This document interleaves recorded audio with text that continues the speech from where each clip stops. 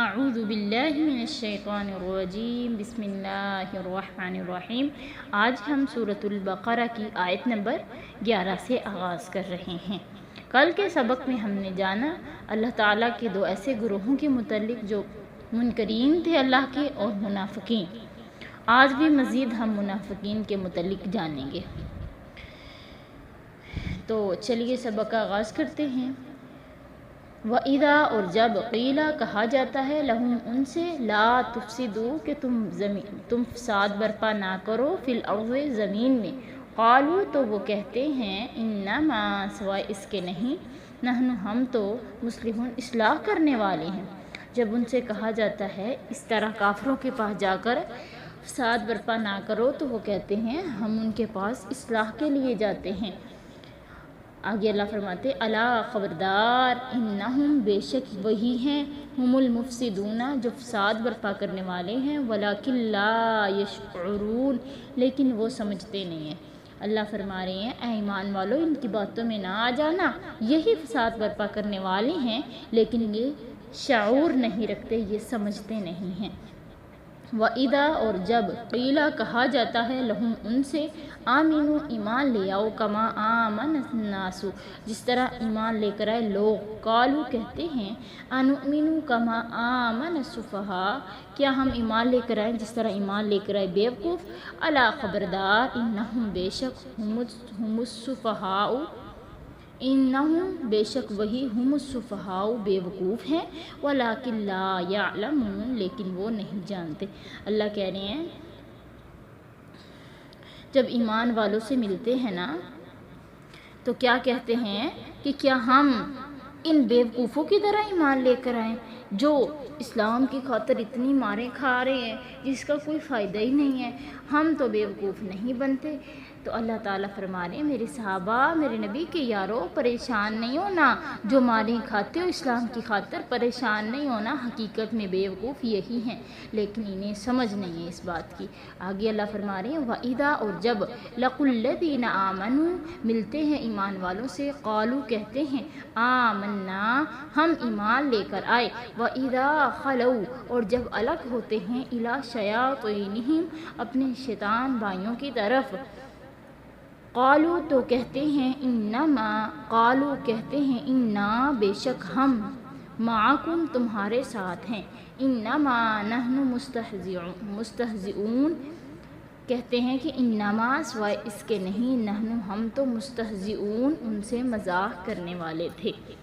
اور جب وہ ایمان والوں سے ملتے ہیں منافق کیا کہتے ہیں کہ ہم مومن ہیں، اور جب وہ کافروں کے پاس چلے جاتے ہیں نا تو کہتے ہیں کہ ہم تو مومنوں سے، ایمان والوں سے، مسلمانوں سے مذاق کر رہے تھے۔ تو آگے اللہ فرماتے ہیں، اللہ یستہزئ بہم، اللہ بھی ان سے مذاق کرتا ہے، ویمدہم فی طغیانہم یعمہون، اور اللہ نے مہلت دی ہے انہیں کہ وہ اپنی سرکشی میں، طغیانہم اپنی سرکشی میں، یعمہون بہکے پھرتے ہیں۔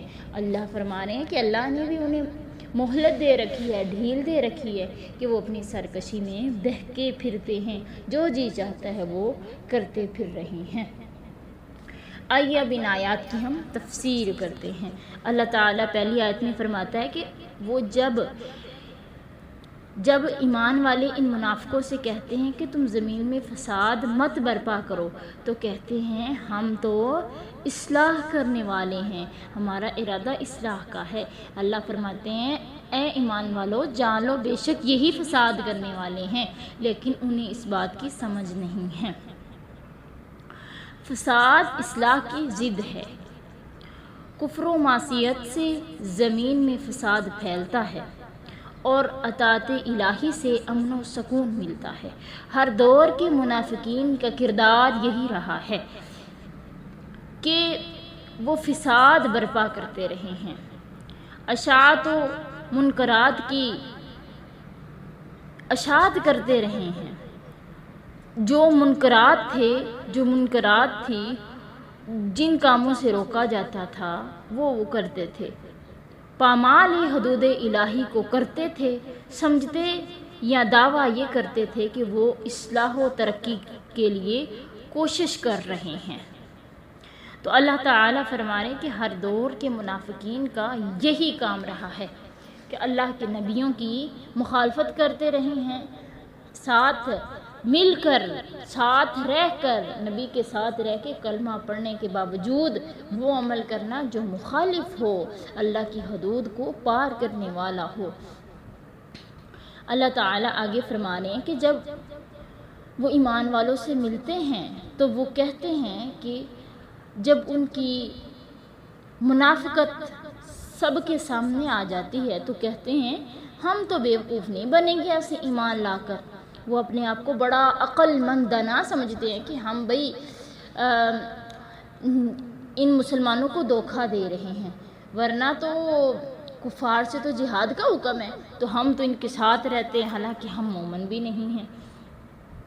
ان منافقین نے ان صحابہ کو بیوقوف کہا جنہوں نے اللہ کی راہ میں جان و مال کی کسی بھی قربانی سے دریغ نہیں کیا تھا۔ آج کے منافقین یہ بتاتے ہیں کہ نعوذ باللہ صحابہ اکرام دولت و ایمان سے ہی محروم تھے۔ اللہ اکبر کبیرہ۔ اللہ تعالیٰ نے جدید و قدیم دونوں منافقین کی تردید فرمائی، جس سے یہ واضح ہوا کہ کسی اعلیٰ تر مقصد کے لیے دنیاوی مفادات قربان کر دینا بیوقوفی نہیں ہے، عین عقل مندی اور سعادت کی یہ بات ہے۔ صحابہ اکرام رضوان اللہ علیہم اجمعین نے اسی سعادت مندی کا ثبوت مہیا کیا۔ اسی کے لیے وہ پکے مومن ہی نہیں بلکہ ایمان کے لیے ایک معیار بن گیا کہ وہ سچے مومن تھے۔ صحابہ اکرام کی زندگی ہمارے لیے آئیڈیل بن گئی کہ ہمیں مومن بننا ہے، ایمان ہمیں اپنانا ہے تو ان کے ایمانوں جیسا ایمان اپنانا ہوگا۔ اب ایمان انہی کا معتبر ہوگا جو صحابہ اکرام ہی کی طرح کا ایمان لے کر آئیں گے۔ اللہ اکبر کبیرہ۔ اگر کوئی صحابہ اکرام میں سے کسی بھی صحابی کا گستاخ ہوگا تو اس کا ایمان کامل نہیں ہو سکتا۔ آگے اللہ تعالیٰ فرماتے ہیں کہ جب وہ ایمان والوں سے ملتے ہیں تو کہتے ہیں ہم مومن ہیں، جب وہ اپنے سرداروں کی طرف، اپنے کفار بھائیوں کی طرف جاتے ہیں تو کہتے ہیں ہم تو تمہارے ساتھ ہیں، ہم ایمان والوں سے مذاق کر رہے تھے۔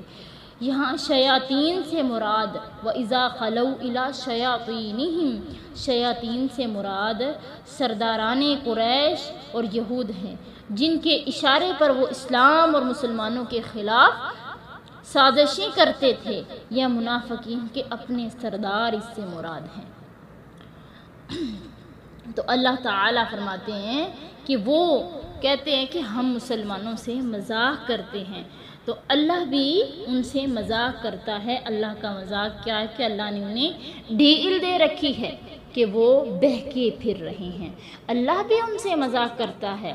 اس کا مطلب یہ ہے کہ وہ جس طرح مسلمانوں کے ساتھ مذاق کا معاملہ کرتے ہیں، اللہ بھی جس طرح اس کی شان کے لائق ہے ان سے مذاق کرتا ہے، اور نتیجتاً ذلت و رسوائی میں مبتلا کر دیتا ہے انہیں، جس کی مثال اللہ تعالیٰ قرآن کی آیت میں فرماتے ہیں کہ یوم یقول المنافقون والمنافقات للذین آمنوا انظرنا نقتبس من نورکم قیل ارجعوا وراءکم فالتمسوا نورا فضرب بینہم بسور لہ باب باطنہ فیہ الرحمہ وظاہرہ من قبلہ العذاب۔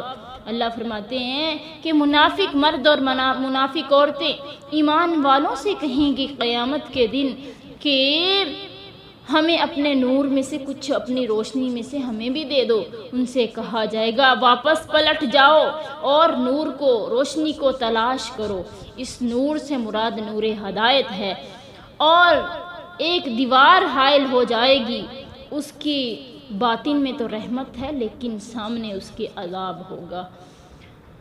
اللہ اکبر کبیرہ۔ حدیث میں ہے کہ نبی کریم صلی اللہ علیہ وسلم نے فرمایا قیامت کا دن ہوگا، میری بہت زیادہ تعداد کے اندر میری امت آ رہی ہوگی، جو کہ میں پانچوں کلیان چمکنے کی وجہ سے پہچان لوں گا، وضو کرنے کی وجہ سے ہاتھ پاؤں اور چہرہ چمک رہا ہوگا، تو میں کہوں گا میری اتنی زیادہ امت، تو کیا ہوگی، اچانک ایک دیوار حائل ہو جائے گی، درمیان میں ایک دیوار آ جائے گی۔ میں کہوں گا اللہ رب العالمین یہ کیا، یہ تو میری امت ہے۔ اللہ تعالیٰ فرمائیں گے میرے نبی یہ تیرا کلمہ تو پڑھنے والے ہیں، لیکن تیرے جانے کے بعد انہوں نے دین کے اندر نئی نئی بدعات، نئی نئی رسومات ایجاد کر دی تھی۔ تو اللہ کے نبی صلی اللہ علیہ وسلم فرمائیں گے دوری دوری انہیں دور کر دیا جائے، مجھ سے دور کر دیا جائے۔ تو اس لیے آئیے قرآن و حدیث کی طرف آئیے، اپنی زندگی کو قرآن و سنت کے مطابق بسر کرنے والے بن جائیے۔ جب ہم قرآن و سنت کے مطابق زندگی بسر کریں گے نا، ہم کامیاب ہو جائیں گے۔ تو اللہ مذاق کرتا ہے کن سے، منافقین سے، اللہ انہیں مہلت دے دیتا ہے۔ اس لیے اللہ تعالیٰ نے انہیں مہلت دی ہے تاکہ وہ گناہ اور زیادہ کریں، وہ زیادہ گناہ ہوں، اور اللہ انہیں آخرت میں اتنا ہی زیادہ سزا عطا فرمائے۔ تو اس لیے ہمیں سوچنا چاہیے کہ ہمارے اندر تو نہیں منافقین والی بری خصلتیں موجود، اگر ہمارے اندر ہیں، میں نے کل کے سبق میں بتائی تھی کہ منافق جب بات کرتا ہے تو جھوٹ بولتا ہے، وعدہ کرتا ہے تو وعدہ خلافی کرتا ہے، جب امانت رکھی جائے تو خیانت کرتا ہے، جب لڑائی کرے تو گندی گندی غلیظ ترین گالیاں دینے لگ پڑتا ہے۔ اس لیے ان چاروں باتوں سے ہمیں بچنا ہوگا، ٹھیک ہے۔ اگر کسی کے اندر ایک آدھی خصلت یہ بری خصلت موجود ہے تو اس کے اندر اتنا نفاق موجود ہے۔ تو اس لیے ہمیں توبہ کرنی چاہیے۔ توبہ کتنی کرنی چاہیے؟ ہر عمل پہ سوچنا چاہیے کہ یار میں کہیں جھوٹ تو نہیں بول رہا، کہیں میں خیانت تو نہیں کر رہا، کہیں اللہ تعالیٰ نے مجھے یہ زندگی دی ہے، یہ اولاد دی ہے، یہ میرے پاس امانت ہے۔ نبی صلی اللہ علیہ وسلم نے فرمایا کہ ہر انسان مرد راعی ہے، اس کی وہ بھی کیا ہے، سردار ہے، اور اسے اپنی رعایا کے متعلق کل قیامت کے دن پوچھا جائے گا۔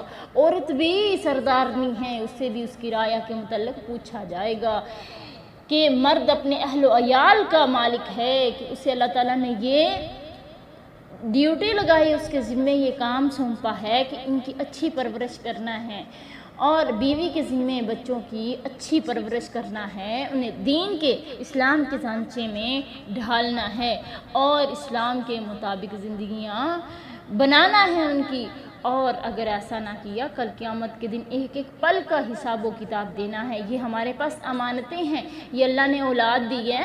آپ کو یاد ہے نا واقعہ ام سلیم کا؟ ام سلیم کیا کہتی ہیں اپنے شوہر سے؟ کہتی ہیں جب ابو عمیر جب فوت ہو جاتے ہیں تو کہتی ہیں ابو طلحہ اگر آپ کو کوئی امانت دے تو واپس مانگے تو کیا دینے سے انکار کرنا چاہیے؟ وہ کہتے ہیں ہرگز نہیں۔ کہتی ہیں اللہ نے اولاد امانت دی تھی، واپس لے لی۔ تو پیاری عزیزہ، یہ اولادیں ہمارے پاس امانتیں ہیں، ان میں خیانتیں نہیں کرنی، امانت کو جس طرح سنبھالنے کا حق ہے ویسے حق ادا کرنا ہے۔ آج کا سبق اتنا ہی، آگے انشاءاللہ العظیم ہم کل کریں گے۔